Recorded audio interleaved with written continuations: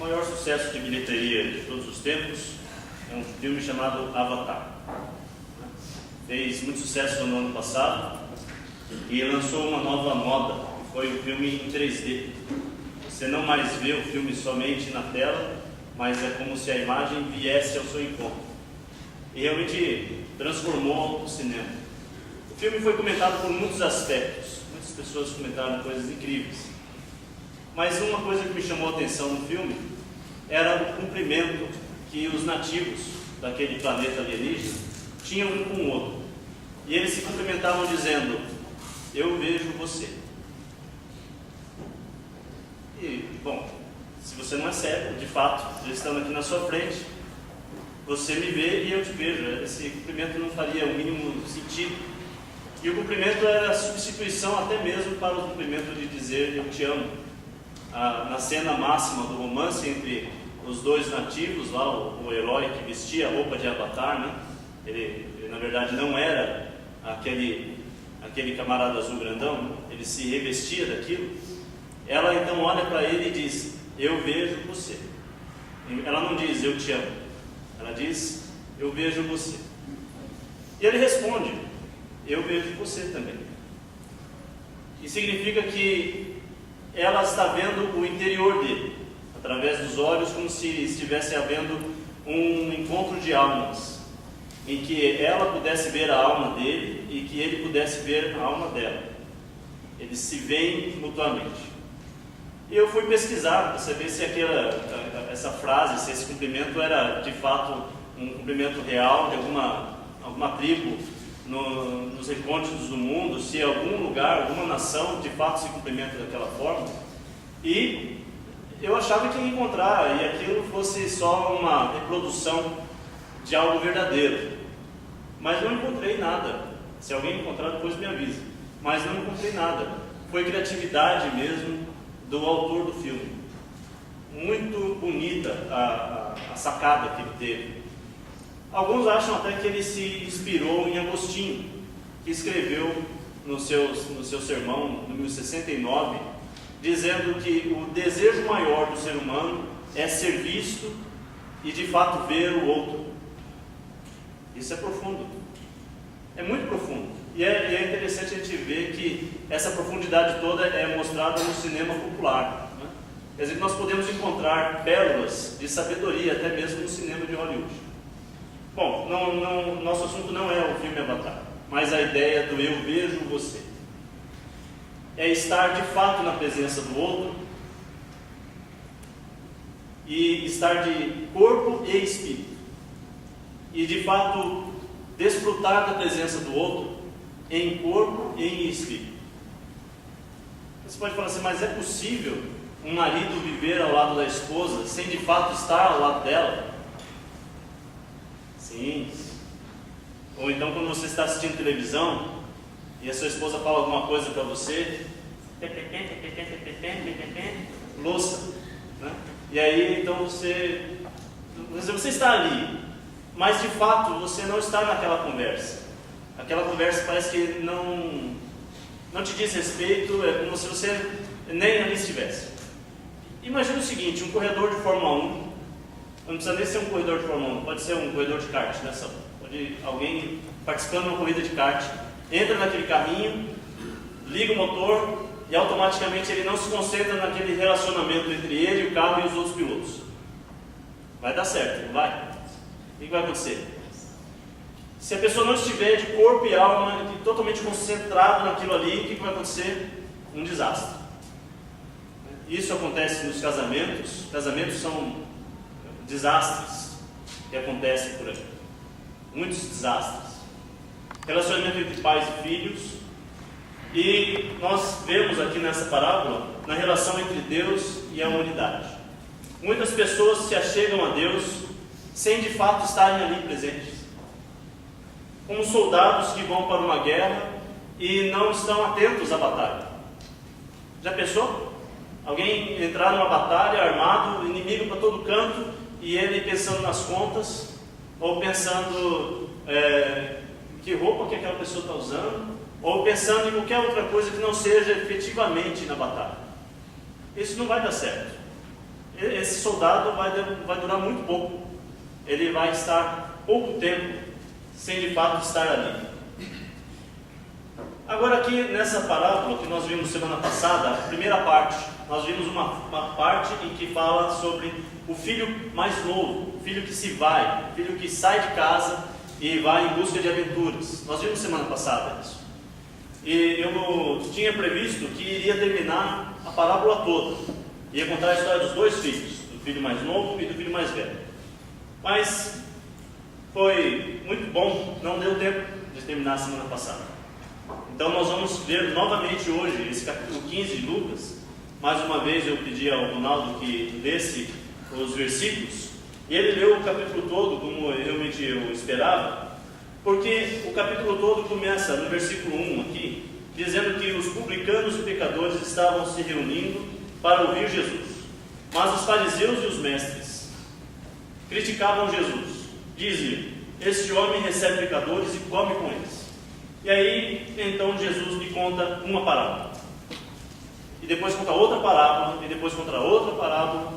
E, analisando bem, na verdade, Jesus conta 4 parábolas. Você fala, não, cara, são 3, está aqui. Está dizendo que ele contou uma parábola da moeda perdida, da ovelha perdida, da moeda perdida e dos 2 filhos. Não é? Não, não é. São 4 histórias. E são pares, são 2 pares. O primeiro par é a ovelha perdida que sai de casa e se perde longe de casa. A segunda história é a da moeda perdida, que se perde dentro de casa. E estar perdido dentro de casa ou estar perdido fora de casa só muda o lugar em que se está perdido. O fato é, está perdido. Precisa haver uma restauração, precisa haver um processo de achar, uma procura, precisa haver alguém que se mova em busca daquela pessoa ou daquele elemento perdido, que é o caso da moeda. E nós podemos pensar, puxa, qual é o alvo de Jesus nessas parábolas? Será que o alvo é a ovelha? Não. Seriam as moedas, a moeda perdida aqui. Ou os filhos, o foco de Jesus está nos filhos, e como cada um reage. Não. O foco está naquele que busca. O foco está naquele que encontra. O foco está naquele que se alegra todas as vezes que encontra. O foco está na alegria do encontrar o perdido. É assim com a ovelha. E a ovelha, então, ela é festejada em 2 partes, em 2 momentos.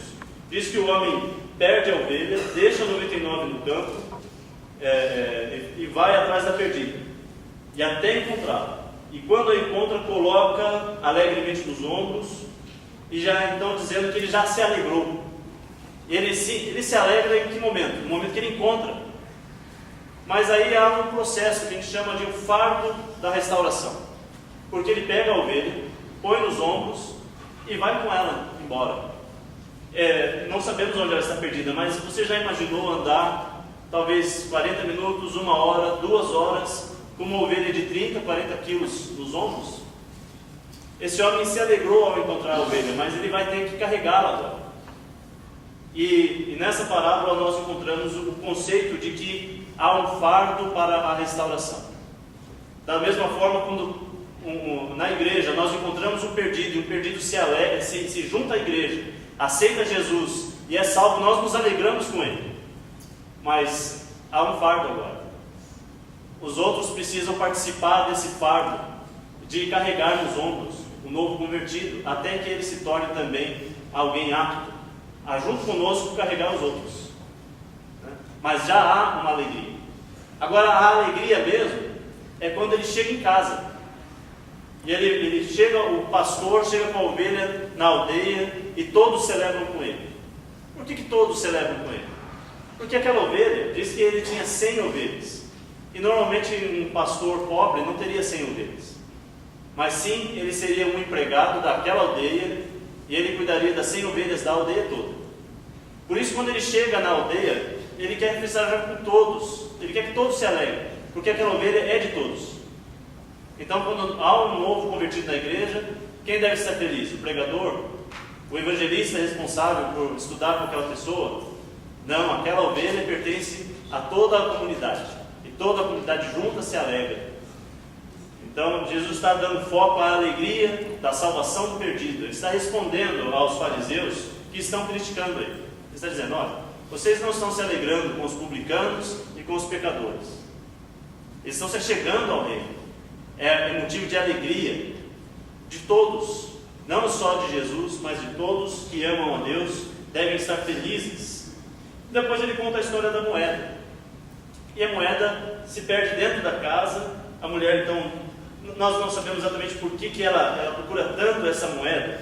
Diz que é uma moeda pequena, uma moeda de dracma. Seria um denário, moeda de um dia de trabalho. Então não tem um grande valor uma ovelha. Alguém tem 100 ovelhas, uma única ovelha, qual é o valor dela? Alguém tem 10 dracmas, uma única dracma, perdeu, qual é o problema? Tem algum conhecimento cultural que diz que a mulher tinha um colar de casamento, e esse colar era um dote que ela deveria dar ao seu noivo, ou que ela recebera do noivo, e que esse colar, desprendendo uma das moedas que ficavam presas, aquela moeda faltando faria falta visual, faria uma falta estética. Quer dizer, 1, 2, 3, 7, de repente pula, tem um vazio ali, e aquele ornamento não fica mais bom. Então é necessário achar aquela moeda pelo presente de casamento que ela tinha. Então o valor não estava na moeda em si, mas na falta que aquela moeda fazia no ornamento todo. Isso nos leva a pensar que quando há um irmão faltando, faz falta no ornamento, faz falta na harmonia, é necessário encontrá-lo. É necessário que nós busquemos juntos, com toda a diligência, até encontrar esse irmão. Também tem o ponto de que ela procura até encontrar, assim como o pastor que procura até encontrar.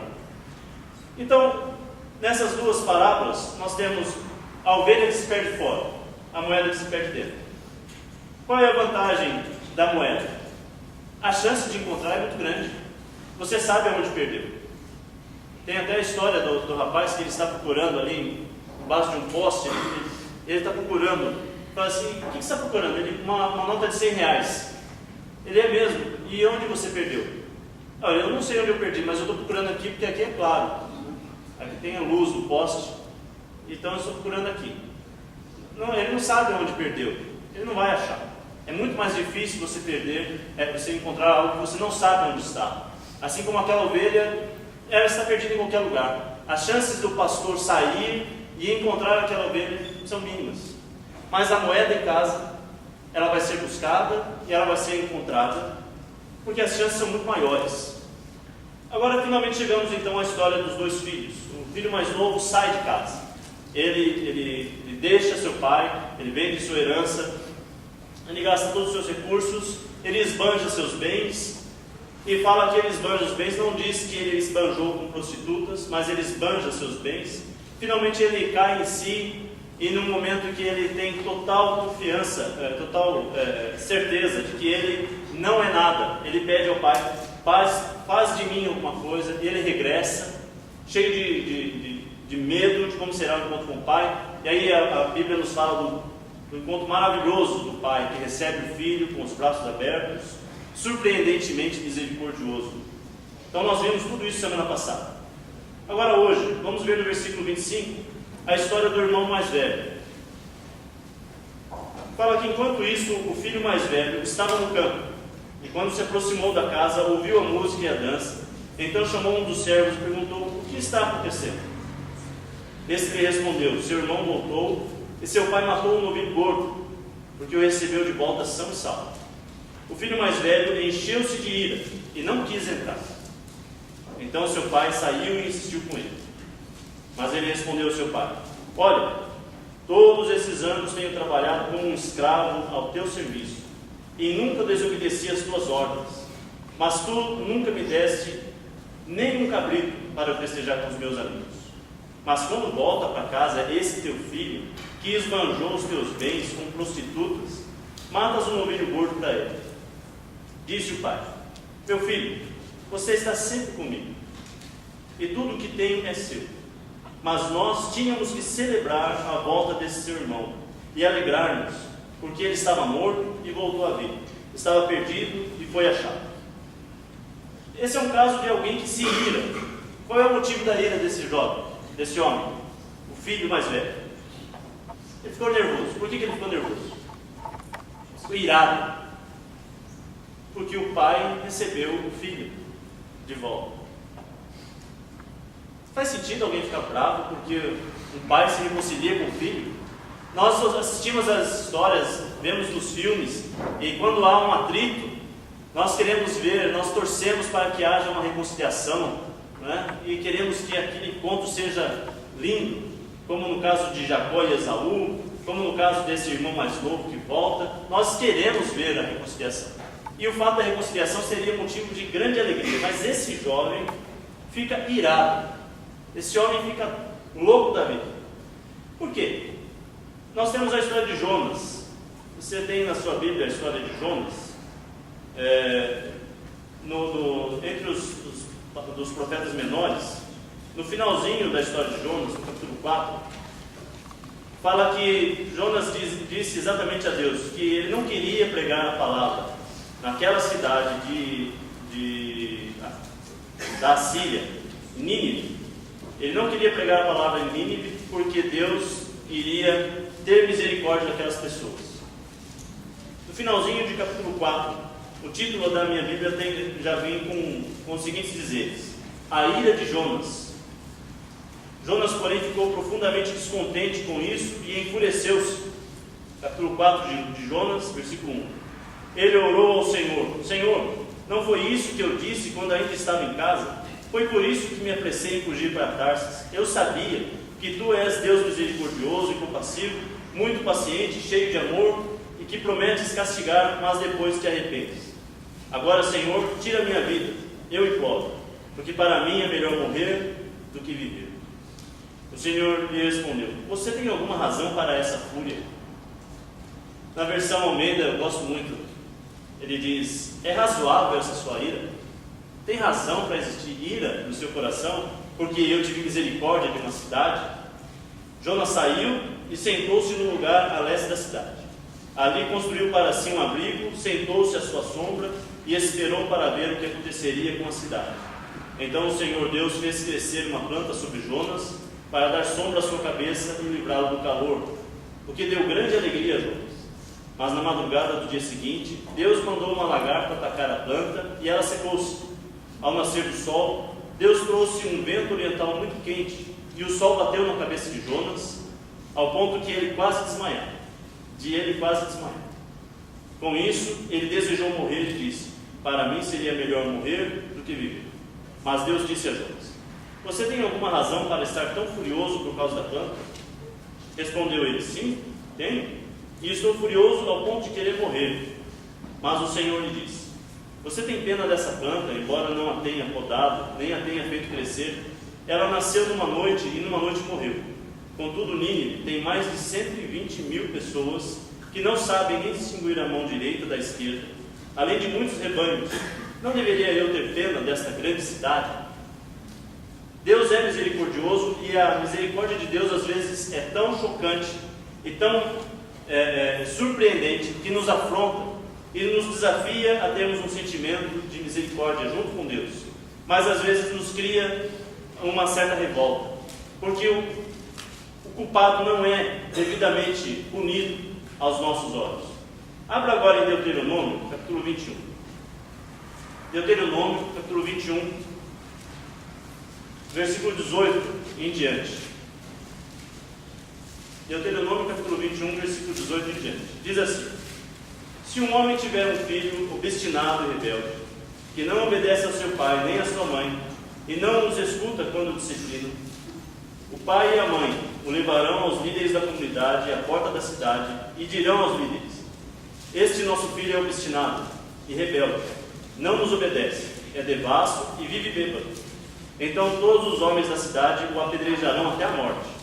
Eliminem o mal do meio de vocês. Todo Israel saberá disso e temerá. Olha o que o filho mais velho espera que o pai faça com o filho mais novo. O que ele deseja mesmo é que isso aconteça. Ele acha que isso é o certo. Por quê? Porque a lei está dizendo. O que a lei diz? quando um pai tem um filho rebelde, traga ele à comunidade dos líderes e diga: esse meu filho é rebelde e obstinado. E aí todos os líderes levam ele para fora da cidade e o apedrejam até a morte. É isso que o filho mais velho quer para o seu irmão. E nós sabemos disso quando ele responde ao pai: olha, todos esses anos de trabalho e tal e tal. No 30 diz assim: mas quando volta para casa esse teu filho que esbanjou os teus bens com prostitutas, em que momento ele sabe que o filho gastou dinheiro com prostitutas? Como é que ele ficou sabendo disso? Ele não sabe. Ah, mas no texto anterior diz. Não diz. Só diz que ele gastou o dinheiro, mas não diz com o quê. Ele simplesmente viveu de uma forma dissoluta. Ele viveu sem guardar dinheiro. Ele viveu sem ser um bom administrador. Mas não diz que ele foi um pecador, assim, atroz. Ele não pecou com bebidas ou prostitutas ou uma vida errada, com sexo ilícito. Não diz isso. Mas o filho mais velho está tentando classificar o mais novo de forma que ele deva ser apedrejado. E ele está tentando dissuadir o pai de que, em vez de você fazer uma festa para ele, você devia estar levando ele lá para ser apedrejado pela comunidade. Você não devia estar tentando restaurar esse homem.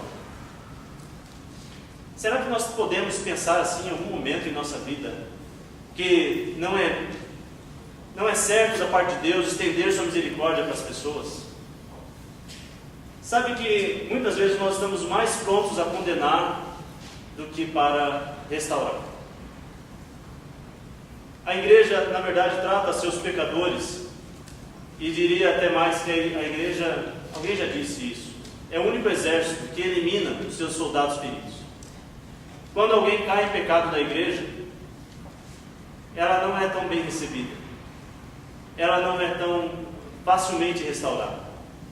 Se alguém cai em adultério, a igreja rapidamente o elimina. Quando alguém se afasta, ele sente vergonha e não quer voltar. Mas aí Deus estende os braços e o recebe e o restaura a comunidade. Mas nem sempre a igreja restaura com tanto amor, está tão pronta a trazer de volta para o seio aquela pessoa que estava afastada.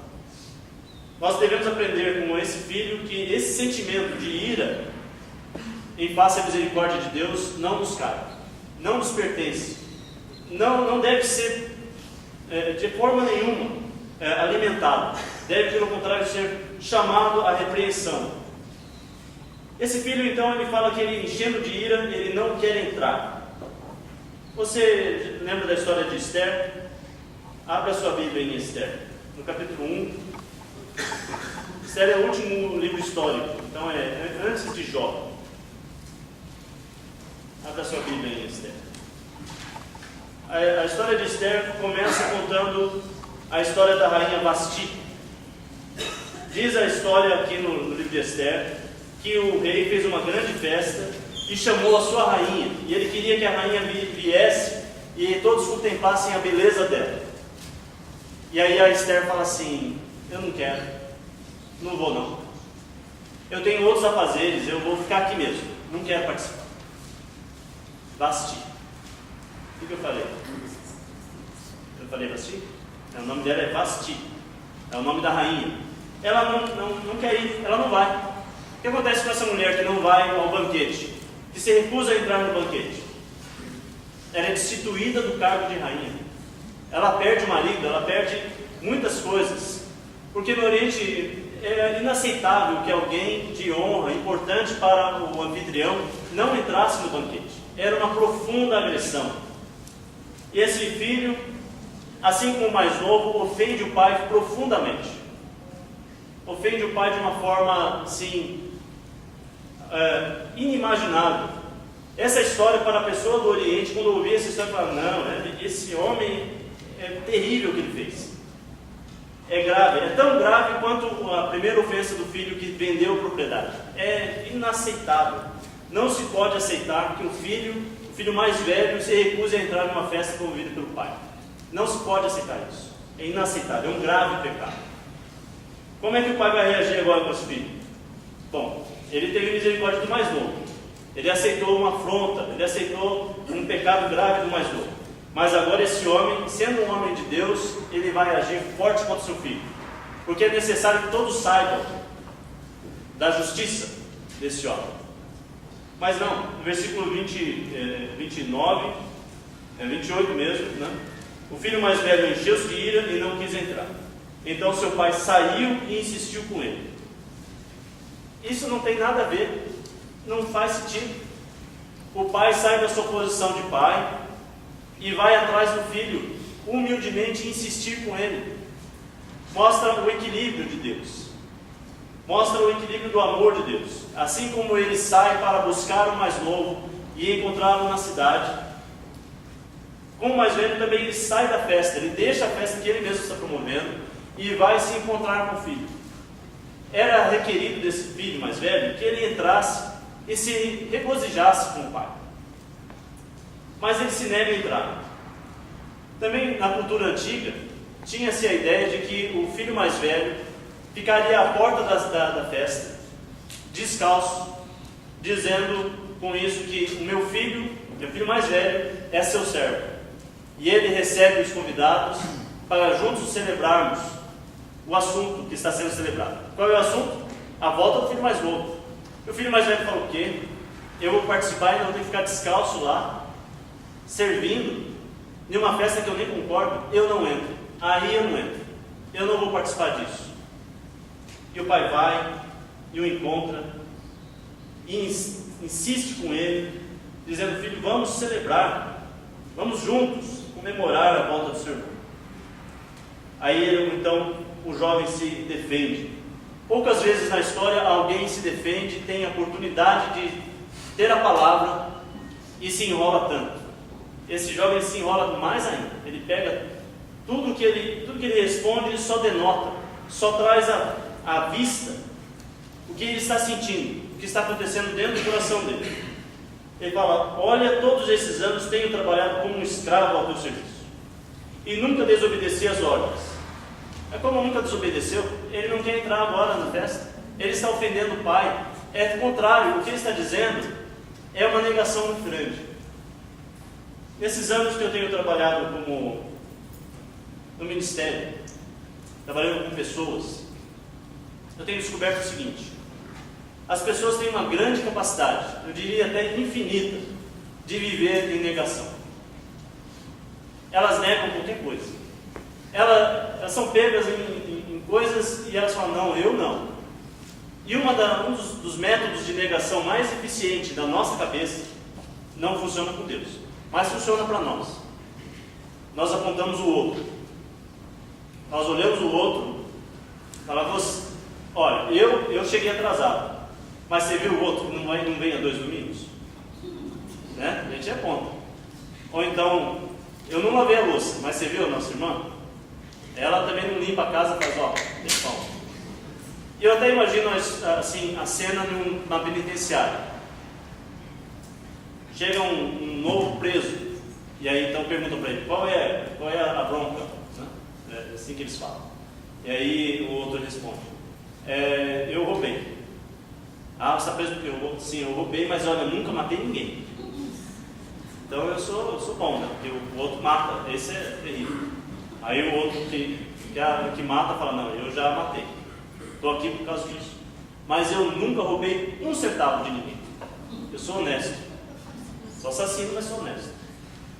Aí então um outro que matou e roubou fala assim: não, eu já matei e já roubei bastante, mas eu nunca estuprei ninguém, eu sempre preservei a moral das mulheres.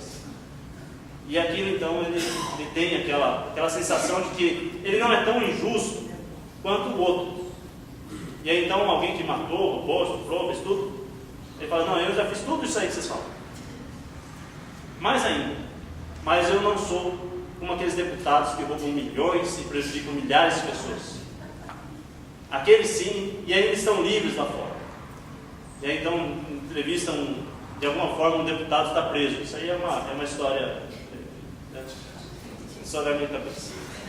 Aí então está lá o deputado junto com eles, fala: não, eu já já roubei muito mesmo, assim. Mas eu não sou como aqueles crentes que ficam nas igrejas todos os domingos, sentados, sem fazer os santinhos.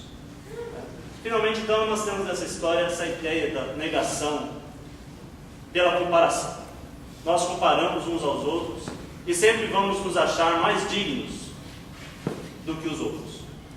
Mas não funciona com Deus. Porque com Deus todos nós somos pecadores e imerecidos, restaurados por Deus. Este filho está dizendo, esse seu filho aí, ele está comparando com e ele está tentando trazer o filho numa situação que ele seja jogado para longe. Mas ele está revelando o seu ser, ele está revelando os seus sentimentos. E agora ele está tendo uma conversa honesta com o pai. Ele teve esse sentimento durante muitos anos. Mas agora ele está tendo esse momento da verdade com o pai. Ele está dizendo, eu fui um escravo aqui, trabalhei muito. Você nunca me deu um cabrito. Ele está quase dizendo, pai, você é um mão de vaca. Comigo, mas com ele não. Com ele, quando ele chega aqui, você faz essa festança. Chama a comunidade toda. Você, pai, ele está dizendo aqui ao contrário do que ele devia estar dizendo. Ele devia dizer, pai, você é um pai maravilhoso. A sua misericórdia me surpreende. Você perdoa esse filho que foi tão mal com você. Com certeza o Senhor pode perdoar as minhas pequenas maldades. Isso é bom demais. Ele deveria ter esse sentimento, essa conversa com o pai. Mas ele está tendo uma conversa dura, criticando o pai. Ele fala que nunca me deste nada para festejar. Mas quando volta para a casa do seu filho, esmanjador, mata os novilhos. No 31, então o pai disse, meu filho, você está sempre comigo, e tudo que tenho é seu. Essa frase é tão bonita, porque o pai saiu da festa, está se humilhando na presença do filho. O filho, em vez de responder com amor e com afeto, dizer, é mesmo, pai, eu estou sendo bobo, eu devia estar lá dentro festejando com o Senhor. Ele responde duro, mais duro ainda. E aí o pai, agora podia de fato escrachar esse filho aqui, podia falar, não filho, você é um ingrato, todos esses anos eu tenho sido um pai para você, não. O pai mais uma vez vai responder com amor. Meu filho, você está sempre comigo. Não há críticas. Desse pai a gente não ouve críticas. A gente ouve só o chamado para o amor. Para você estar sempre comigo. O pai reconhece, verdade, filho, você está sempre aqui. Que bom que você está sempre comigo. Mas o pai vai atrás dele. Eu queria salientar esse ponto. Você está sempre aqui na igreja, irmão. Mas você está mesmo? Esse filho estava sempre com o pai. Mesmo assim o pai foi atrás dele. Não foi atrás do corpo dele. Foi atrás dele. Da pessoa dele. O pai foi atrás da essência do filho. Porque o filho estava até feliz em viver daquela forma aparente na presença do pai. Talvez você esteja até contente de participar de uma igreja de forma física. Vir aos domingos, aos rituais de celebração, fazer o essencial, o mínimo necessário, até abre a boca e fecha quando está cantando. Você não está cantando, mas para quem vê de frente, né, o Júnior pelo menos acha que você está cantando. Aí, quer dizer, você até participa, sem grande entusiasmo. Você pode estar feliz com essa aparente participação na casa de Deus. Você está revelando você mesmo. Mas Deus não está feliz com essa. Ele não está satisfeito só com o seu corpo. Ele quer a sua essência. Ele quer você participando todinho na casa de Deus. Ele quer olhar para você e dizer, eu vejo você, meu filho. E Ele quer que você responda lá de dentro, da sua alma, da sua essência, diga assim, eu também te vejo, pai.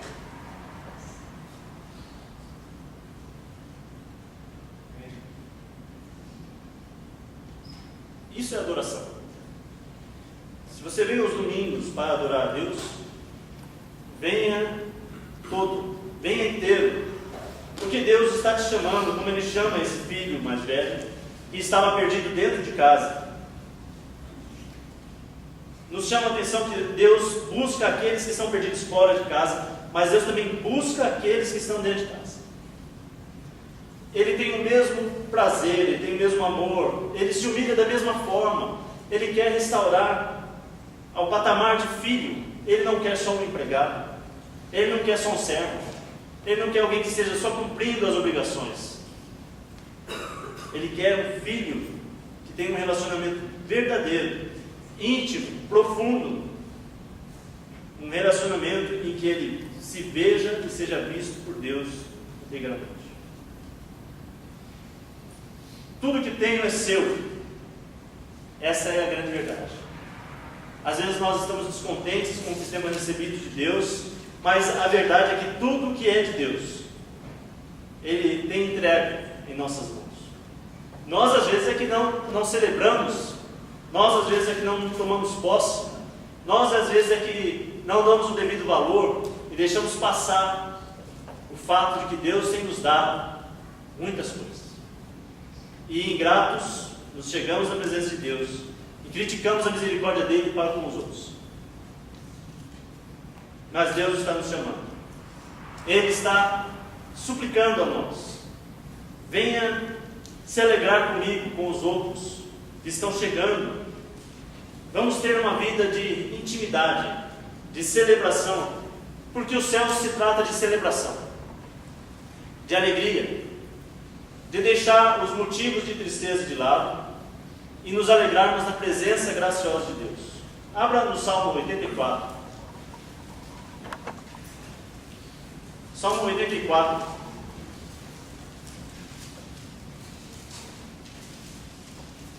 Diz assim: como é agradável o lugar da sua habitação, Senhor dos exércitos. A minha alma nela e até desfalece pelos atos do Senhor. O meu coração e o meu corpo cantam de alegria ao Deus vivo. Até o pardal achou um lar e a andorinha um ninho para si. Vai abrigar os seus filhotes, um lugar perto do seu altar. Ó Senhor dos exércitos, meu rei e Deus meu, como são felizes os que habitam em tua casa. Louvam-te sem cessar. Como são felizes os que em ti encontram a sua força, e os que são peregrinos de coração. Ao passarem pelo vale de Baca, fazem dele um lugar de fontes, e as chuvas de outono também o enchem de cisternas. Prosseguem o caminho de força em força, até que cada um se apresente a Deus em cena. Ouve a minha oração, ó Senhor dos exércitos. Escuta, ó Deus de Jacó. Olha, ó Deus, que é nosso escudo. Trata com bondade o teu ungido. Melhor é um dia dos teus atos do que 1000 em outro lugar. Prefiro ficar à porta da casa do meu Deus, a habitar nas tendas dos ímpios. O Senhor Deus é sol e escudo, o Senhor concede favor e honra, não recusa nenhum bem aos que vivem com integridade. Ó Senhor dos exércitos, como é feliz aquele que em ti confia. Volte no versículo 1. Como é agradável o lugar da tua habitação, Senhor dos exércitos. A minha alma anela e até desfalece pelos atos do Senhor. O meu coração e o meu corpo cantam de alegria ao Deus vivo. Quando você vem à igreja, parece com isso? De fato, deveria parecer. E isso não está, o problema não é na igreja. E quando nós começamos a nos afastar, nós começamos a ver problemas na igreja. Você viu o pregador que falou muito hoje? Você viu como o dirigente de hinos estava manco?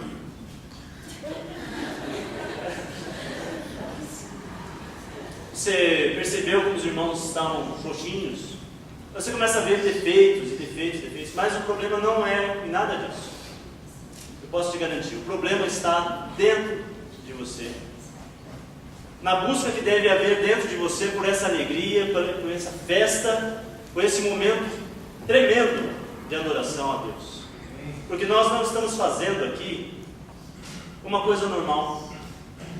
A celebração, o culto de adoração a Deus é algo sobrenatural. É uma experiência de espírito com espírito, onde o Espírito de Deus nos chama e nos diz: você está sempre comigo, e tudo que tem é seu. Confirme a palavra de Deus e diga: Senhor, eu estou mesmo aqui. Eu estou de fato na sua presença. Eu quero realmente viver junto do Senhor, buscar a face do Senhor e nada mais. Eu não quero buscar bens ou motivos para pedir mais coisas no dia da adoração. Eu quero simplesmente chegar e me prostrar diante do Senhor e me derramar no meu espírito e contemplar a presença do Senhor. É disso que se trata o dia de adoração a Deus. O pai está dizendo para esse filho: filho, tudo que tenho já é seu. O que eu posso te dar mais? Não tem mais nada para te dar. Eu já tenho tudo que eu tenho, eu já te dei. Você ainda está insatisfeito. Mas não é porque falta eu te dar alguma coisa, porque já tem tudo. Qual é realmente a razão da sua insatisfação? Afinal de contas, você quer que eu morra também?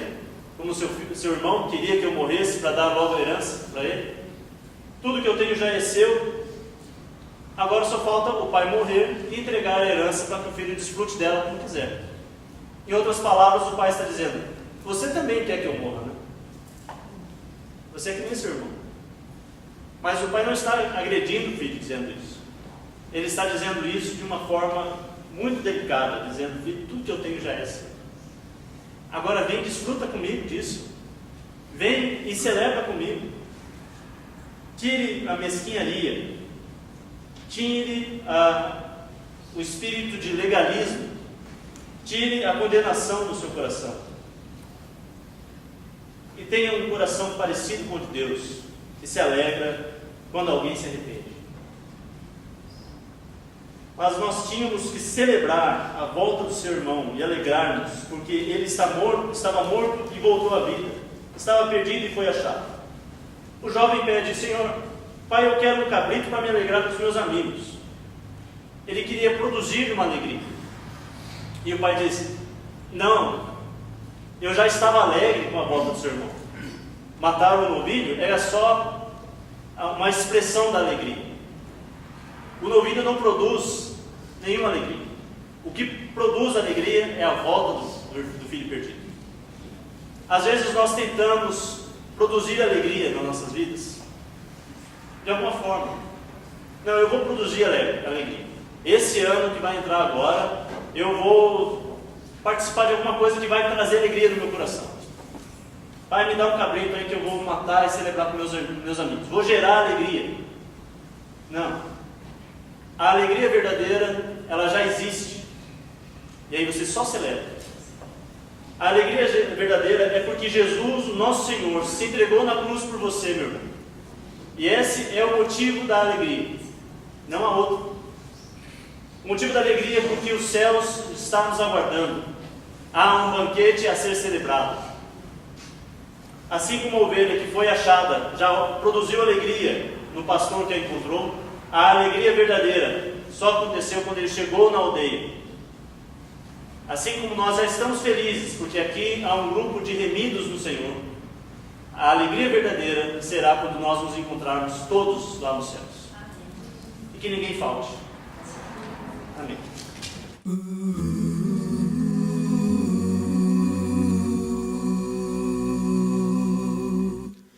Dry and weary land where is no water, my soul is thirsting for you. I have seen you in the sanctuary.